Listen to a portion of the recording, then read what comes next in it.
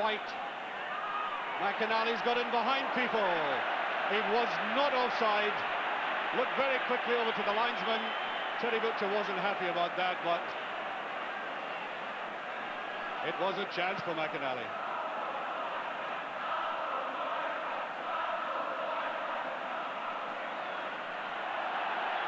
Free kick, surely, yes. Free kick to Celtic. Now Paul McStay. The player is McInally. Oh, poor effort there by McInally. He had players inside him to running forward. I think he made the wrong decision to have a goal like that.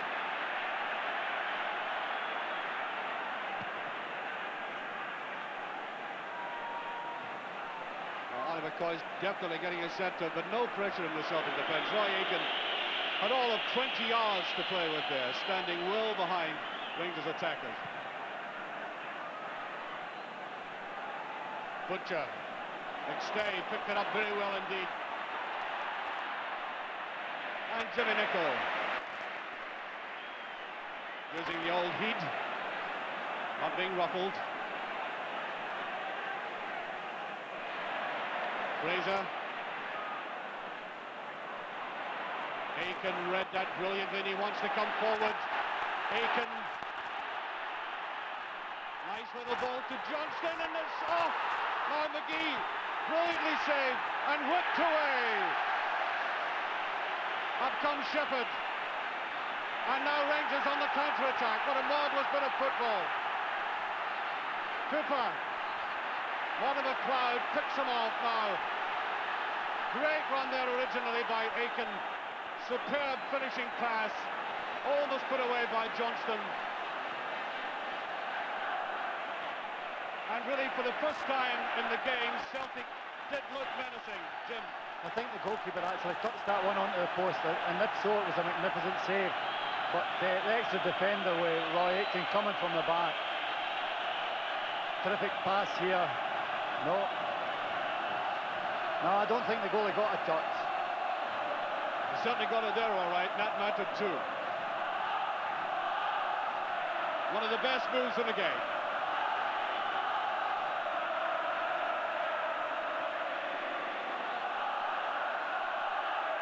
And Rowe just puts it away. Ali McCoist. Aiken, Ferguson, beautiful play. Jimmy Nicholl now. Nicholl for Rangers. To Cooper.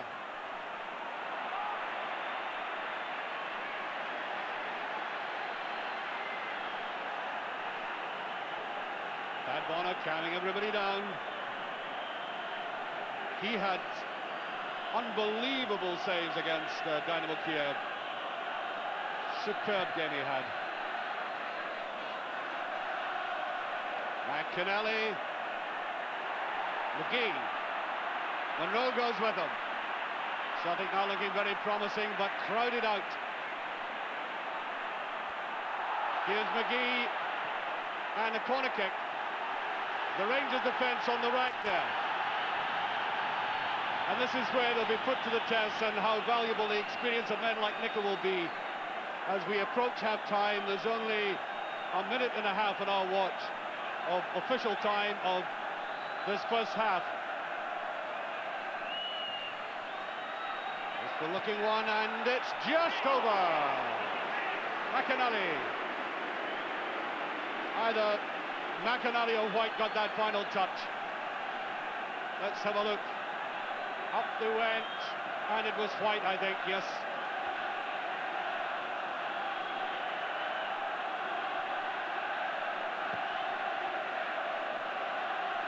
Cooper. Put away by White. Maurice Johnston. Another good period for Celtic this. How vital it would be for either side to get a goal at this stage. And he curls it round again. Always a chance that the goalkeeper would make a mistake for a ball like that, Jim, with people running in on him. If he does, Celtic will definitely score because Celtic's always got players falling up. They definitely get far more players. Taken down by Cooper. Now McMinn.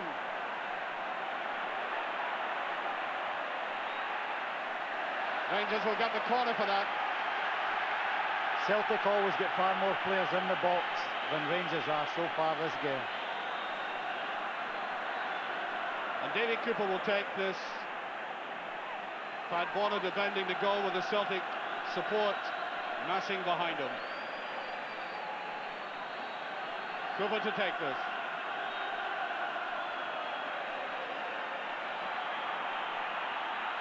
Waiting for Butcher to get right up.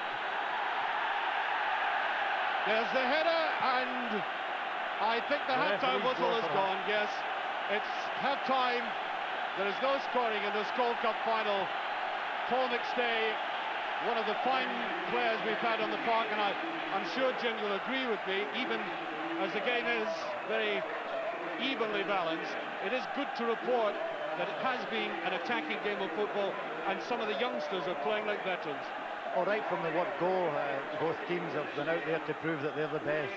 And I think one of the outstanding players so far has been the boy Derek White at centre-half. I think he's had a tremendous match. Saw Graham Souness having a rather testy exchange there with the referee, complaining about something or other, and just led away quietly. But there, that's the position at the moment. We'll be coming back, of course, to the commentary position. Meanwhile, downstairs, Dougie Donnelly has Andy Gray with him, and let's see what Andy thought of that first half. Yes, out here in the relative calm of our studio at the back of the main stand. That was a marvellous first half, obviously, Andy. What's your impressions on the first 45 minutes? I thought the way the game started was unbelievable, Dougie. I mean, for a cup final, you expect people to be a little bit tentative, maybe a little bit nervous. There's so many young lads out there playing today, and you'd have thought they'd maybe take a little time to see how the game was going. But both teams have got straight at it. As Jim McLean said, there hasn't been a negative thought in any player's mind. It's all been positive. Get forward, let's try and win this game. We want to show we're the best. And, you know, we've been sitting here and thoroughly enjoyed it. I wish we were only out there in the ground, that's the only thing, but I've thoroughly enjoyed the game. It's been a great advert again for Scottish football. Which is a great thing, because there are something like 40 million people going to see this game from throughout Europe and South America and the Middle East, and as you say, a great advert for the game. And I think a good point you made, Andy, that there's so many youngsters out there. Derek White, Jim McLean mentioned, he's 18, he's only just 18, and he looks as if he's been playing cup finals all his life. That's right, Derek's had a tremendous game. He's made a couple of tremendous interceptions, and I'm sure he'll be delighted, because I think if in the last game he had a bit of a poor game against Ted McMahon, but today he's been absolutely outstanding at the heart of the Celtic defence and made 2 excellent interceptions. The boy Ferguson as well, I've been very impressed by him in midfield, and the little boy Ian Durant. Again, 2 young kids that have done very, very well. I think probably the only youngster, the little boy Shepherd, has taken some time to get into the game, but I'm sure he'll benefit now from having 45 minutes under his belt. Yeah. It was a funny sort of first half, because it was all Celtic in the opening 10 minutes, then Rangers had a very good spell for maybe 20 minutes, 25 minutes, and towards the end it was Celtic that were doing all the pressing. As Jim said, it's balanced on a knife edge. Celtic started tremendously well, and we thought, well, they're going to do something here. Rangers got hold of the game for 10-15 minutes and had a couple of good chances, and then Celtic have finished the game, the first half, tremendously well, and could have gone 1-up. Well, let's take a look at one or two of the incidents from that first half then, and of course there were 2 incidents of the ball striking the woodwork, 1 for each side. The first of those was Cammy Fraser's shot from the free kick, which hit the post early on, and what a shot it was too. Yeah, everyone knows how good Cammy is, I think, striking the ball from these distances, and Celtic must have known it, and he's no fears. He goes up. It's a great shot. I don't know whether Pat Bonner got a touch, and I think Alan McCoy still probably think he should have done a little bit better, but a tremendous strike from Cammy, and anywhere in that range and he's going to have a go. Now he of course is in not match fit, possibly, because he's not had a game, he's been injured. He's looked alright. He's looked alright, hasn't he, for somebody whose fitness was in a little bit of doubt. Yeah. Do you think Rangers are missing Graham Souness, Andy? I think anyone with Graham's ability you're going to miss, and I think Rangers have missed him. But as I said, I've been very impressed with the 2 boys in midfield, like Ferguson and Durant, and that's probably cushioned the blow a little bit. But they definitely miss someone like with Graham's ability, and I think as the game goes on, if it's still 0-0, the longer the game goes on, then the missing Souness influence will come in even more to the fore then, I think. Ted McMahon, he was the star man in the last time you were up, Andy, for the league match at Ibrox, which Rangers won, and he gave Derek White a bit of a roasting that day. But today he's not been quite so effective, largely due to the fact Murdo McLeod's played him so well. We'll maybe ask you about that in a second. Yeah. But he did have 1 great shot from about 25 yards out, which only just slipped past the post. Yeah, this is what he's capable of, Ted, isn't it? I mean, he can be out the game for such a long time and do nothing, and then all of a sudden, you know, the ball just gets played to him in a position really where you don't expect him to be doing anything. He just slips past the boy, and as a goal, and that's very close. I mean, it's so close that Pat Bonner scrambling across his goal. Yes. So he thought it was very close, and it wasn't far away. What about Murdo MacLeod, who again his fitness has been a little bit of doubt. He didn't maybe look 100% on Wednesday against Kiev, but he's had a marvellous game. I'm a great fan of Murdo, so I like Murdo. He's my type of player, and I think he's been brilliant today. He's coped with Ted McMinn any time he's came on the right wing. So much so that Ted's wandering about. Actually, he's not particularly holding this right side, which he did so well in the Old Firm game at Ibrox. He's wandering in the field, and I'm sure it's purely because he thinks he's not going to get much change out of Murdo. And Murdo's had a tremendous game, in my opinion, anyway. The Celtic midfield possibly have been a little bit of a disappointment for Davy Hay. I'm just thinking of the McClare, McStay, Shepherd. It hasn't really quite come off for them yet, and maybe that's where they're losing out just at the moment to Rangers. If Rangers have had an advantage, it's probably been in that midfield area. But Paul McStay now, near the end of the last 10 minutes, has got himself more into the game. I thought he was very quiet early on, but the more the game's gone on, the more influence he's taken on in the game. And in the last 10 minutes, Paul himself could even probably have scored late on there in the first half, and he had that snapshot. But he's taken more control of the midfield, and you probably see a lot tighter midfield from Celtic second half. Right. Well, the one incident which I think possibly came closest of all to giving us a goal in that first half was at the moment when Big Roy Aitken came charging forward and caused all sorts of havoc. Maybe we'd be looking to do that more often in the second half. I was surprised that Roy didn't look to do that more often in the first half. You know, he's got the ability to do it, and he busts forward here and slips a tremendous... Mo holds his run brilliantly here, tells him where he wants it, and that's a great finish. It's so unfortunate. It's a tremendous finish. But to be fair, Chris Woods has done tremendously well at the second attempt here, when I think it was Mark McGee had the shot. But that's typical Mo Johnston. He's had a quiet game, I think. Archie was saying how he hasn't been in the game much, and he can just pop up, and before you know it, you're one down. And that's very, very typical of him. But I think if Celtic are going to go at Rangers, I think they can do it with Roy Aitken, strangely enough. He's got the ability to go forward and let Derek White sit there and mark Ali McCoist. And I think, you know, just in that one incident, it showed how important it can be, and it just might win a cup final for them. That's right. But it's great. I mean, again, we can't talk enough how good the cup final is, about people going forward and wanting to win it. I've thoroughly enjoyed it. That's, I think, a significant fact, the Roy Aitken coming forward, Andy, because in the semi-final he did it against Motherwell here, scored an absolutely classic goal, rounded it off himself in exactly that type of run. And as you said, there's no one actually playing on him. There only is McCoist going through the middle at this stage, so maybe he's going to have the room to come I think he will do, and I was surprised that he's left it so late in the first half before he's taken it on himself to go forward, break forward. But I think that'll have given him confidence to think, well, wait a minute, I'm going to have a little go at this second half. I might just get something here. And I think he probably will burst forward a bit more second half. I'm sure Davy Hay will be telling him, listen, Roy, if you get a chance, go on. Let's see a bit more of that. Let's see a little bit more of Derek White, Andy, because I think we've all been very impressed with Derek White. And his timing in the tackle has been very impressive this afternoon. Now, this is an example here. Yeah, for a very young lad, I mean, he's got a bit of stature about him. And I think this is Davy Cooper goes on a tremendous run. And if he beats Derek here, he's in. You know, he's right through. If you look there, he's right through. But he's timed the tackle to perfection, and that must have given him tremendous confidence.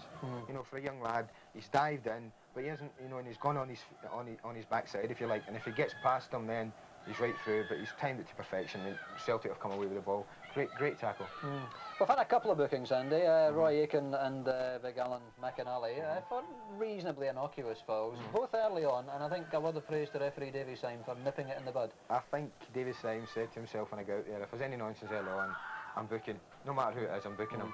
And I'm going to show that I'm the boss here. And I think the referee's done particularly well. I know Roy will feel he's a bit aggrieved at 2 nothing tackles, and probably Alan McInally as well. But it's significant that they're the only 2. Very early in the game, he's only booked to 2. The rest of the players, I think, have responded from that. And he said, well, let's go on with the game. He's letting it it's flow. not me. Yeah. The game's what everybody wants to see, not me booking players. So he's stamped his authority early on, and the game's gone and taken over now. Right. So there we are at half-time then, it's no scoring. I wonder just in the 2 dressing rooms just now, Andy, whether either manager's contemplating any changes either in the way the game's being played, maybe bringing on some substitutes. I mean, Rangers have got 2 youngsters really, Robert Fleck, who's been in goal-scoring form, David McFarlane, the youngster as well. Celtic with Willie McStay on the bench as well. Any changes? One can never tell in football dressing rooms what's happening at half time, but at the risk of sticking my neck out and getting it shot off, I would be surprised if there's any changes this early in the game. You know, especially with it having to be decided today, Dougie, with extra time and possibly penalties. I think both Davy Hay and Graham Souness will maybe hold back the substitutes to a little bit later on in the game when they say, like, maybe bring the boy Fleck on, Graham, if he feels he's got to get back in it, I've got to go and win it. And I think it's just a little bit early now. I'd be surprised, actually, if they bring on any substitution. Unless, of course, someone's carrying an injury, of course. Right. Well, I think we all said before the game we hoped that this Skol Cup final wasn't going to be settled in penalties. It's a kind of unsatisfactory way to win a trophy. But the way it's going, it could very well go that far. It could well be. It could well be. I think both managers have come out and says, listen, we don't want it to go to penalties. I think the players have responded and they're saying, we don't want to go to penalties. It's totally unsatisfactory. And they said, let's get a winner within either the 90 minutes or the extra time. And let's hope that we do get a winner within that period. Be a brave man that chose which end it would come at. I certainly wouldn't choose it. Me neither. Let's look for some more action in the second half as we've enjoyed in the first half. Marvellous cup final. Let's go back out again and savour some of the atmosphere as the teams prepare to come out for that second half. Once again with Jim McLean and Archie McPherson. Thank you, Dougie. As always, for an old firm game, we have people coming from all over the world, and would you believe, having a cup of tea with some friends in a local hostelry just before we came across here. Actually met a gentleman who's a member of the Falklands Islands branch of the Celtic Supporters Association. I also know people who've flown in to support Rangers from Canada, from Toronto. Might very well be sitting or standing in there in the traditional Rangers end. That is the kind of following that these two clubs attract. It is always marvellous, as I said, for a Rangers player to know that you have that kind of affiliation by so many people around the world. No matter where I've gone in football business, I've always bumped into Rangers and Celtic supporters all over the place. And Roy Aitken leading out Celtic and heading down towards the Rangers end. And Celtic will have the benefit of a win. I'm just looking at the corner flags at the moment. I'm not sure if it's as strong as it was at the start. It doesn't seem to be, but of course Hampden is notorious for a swirl and for the sudden winds that blow up. But Rangers certainly had a distinct advantage with that wind in the first half. Well, Jim, I don't think Andy said anything that was inconsistent with how you've been analysing the game for us so far. Well, I think that that's probably the first time in 15 years that a player's ever agreed with my assessment of the game. But I think it's been an easy game to assess, actually, because I think there's been a lot of good players out there today. Interesting point that Andy made about substitutions and how it wouldn't come so early in the game. In fact, I thought I saw McMinn indicating something to the bench, almost as if he was suffering some slight discomfort. And I'm just wondering if either he or Fraser cannot possibly last too long in this match. I couldn't make up my mind what it was either, because I thought that it was his boot that was burst. But it was too far away to... Off go Rangers into the second half. Ali Dawson playing for David McPherson in the centre of the defence, and now Nicol.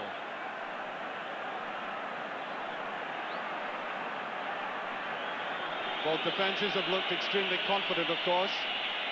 Just little glimpses, as I said, or as Andy reiterated what I said about Mo Johnson, who seems to go along in total obscurity and then suddenly flash into a game. That's why he's so good. There's a touch by him again. Now Monroe, who's had a very good first half for Rangers. Ali Dawson has looked very uncomfortable in there. Monroe, he's short with that.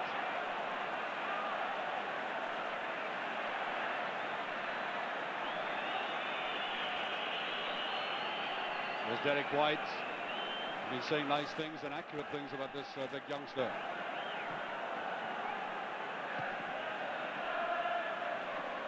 This Fraser. McClair. Typical McClair run, it looks good. And mopped up by the goalkeeper again. Yes, Brian McClair. So very often you see him doing that, Jim. That's one of his big assets, and I honestly think he's a better player from just off the front when he gets running at defences.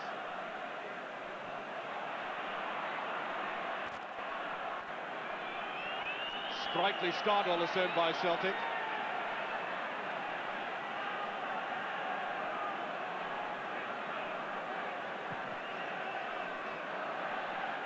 Touch there by Durant. Cooper. With one or two absolutely excellent runs, and that is just over. I think Paul McStay imagined there might have been a deflection there. Here's Cooper.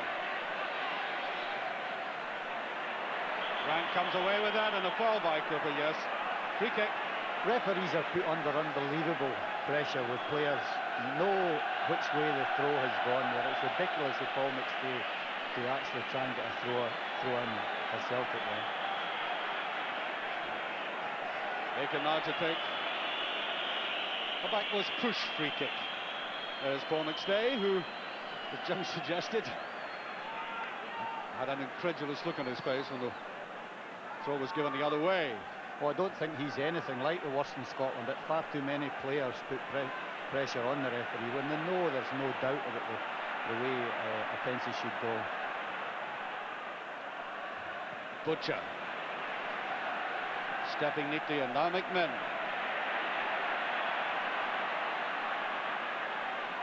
No, he wanted Fraser to go a run on the outside. And coolly back by Butcher. Read that long ball very well. Morris Johnson was careering down the middle.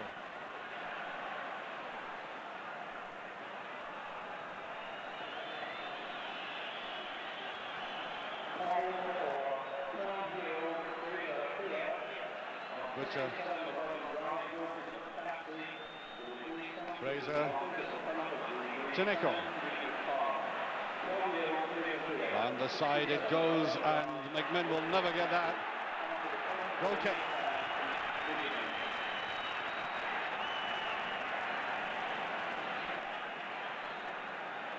McMinn hasn't really looked his exuberant self. He's made an enormous impact on Scottish football this season with his rather flamboyant way of approaching the game, but he's been very subdued today by comparison with some of the games, certainly by comparison with the game he played against Celtic at Ibrox. And oh dear, any longer there and it's hypothermia, I think, on a day like this. I don't know how you get up.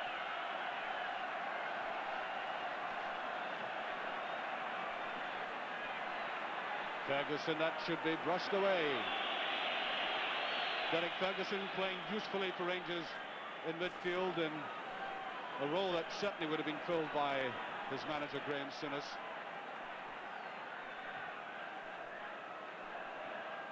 Well, Ali Dawson, Jimmy got his head to that one. That was more confident touch there by Dawson, and Ian Durrant rather bogged down in midfield for Rangers at the moment.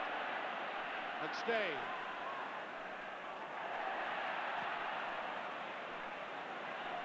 McMinn tried to touch it round, and there again. Youngster, Derek White, okay, the pass did go out, but he broke up the move. He's human after all then.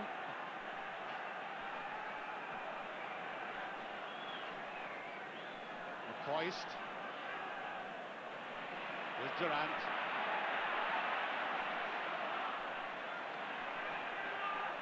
Fraser.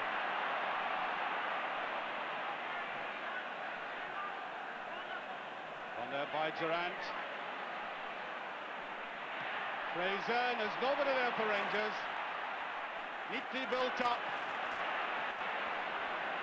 And there's Butcher. Brilliant clearance by Butcher to Cooper. It's round the side and there's too much in it. And a point there in that initial move, Jim, that move by Durrant. There didn't seem enough players in the penalty area. I think Celtic, as you suggested, would have had more in there. Well, Celtic have basically got players that want to play in the box. Rangers have midfield players that are trying to get in the box, but they most certainly don't. And there's a better pass to McCoist, then he's offside. I think we're now reaching the stage shortly when lacking match fitness, if there is any of the players out there playing with injuries or lacking in match fitness, it will begin to show shortly. So we'll keep our eye open for that. Shepherd.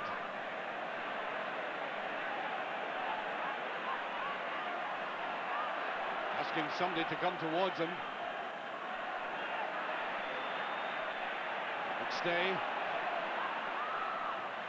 Aiken. Nice ball by Aiken. Shepherd. Oh, beautifully done there by Ferguson. Now McCoist got away from his marker. but he couldn't make any ground at all. Here's Monroe to Butcher. McMinn is shaping to come in for this, but Murdo McLeod is there. McInally. Run by McInally. Here's McGee. Oh, and that's short, and it's just person, I think. What has been given? Yes, a tackle on the goalkeeper. Free kick to Rangers. I think he had to go for the ball though, Jim, hadn't he? The referee's brilliant there, because some games, because the goalkeeper is injured, some referees may have booked Brian McClair there, but to me, he had to go for the ball. I think that everybody would reckon that Maurice Johnson and Roy Aitken are always the most important players in the Celtic team, and I wouldn't disagree with that, but I would say that very close behind, Murdo McLeod and Brian McClair are very, very important to the manager. Because of the McLeod? Yes, because of the positions that these players both fill for the club. Murdo McLeod, I'm sure they would be confident of playing on the sweeper, any of the two full-back positions and all the midfield positions. And then Brian McClair, you can pull him back into any of the midfield roles and you can push him up front. So no matter who gets injured, these players are adaptable and can move about and turn in tremendous performances in any of the positions we've mentioned. I think meanwhile the goalkeeper is slowly recovering. Little word there between Inez Grainsoonis, who went off a very angry man at the end of the first half, looking anxiously towards his goal mouth.